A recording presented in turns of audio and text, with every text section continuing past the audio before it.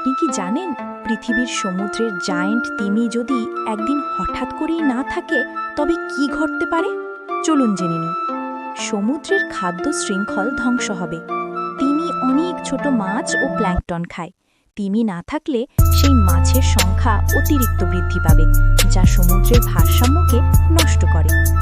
Plankton কমে গেলে oxygen উৎপাদন হ্রাস পাবে। তিমি প্ল্যাঙ্কটন খায় এবং তাদের স্থানান্তর ও খাদ্য চক্রের মাধ্যমে প্ল্যাঙ্কটনের বৃদ্ধি নিয়ন্ত্রণ করে।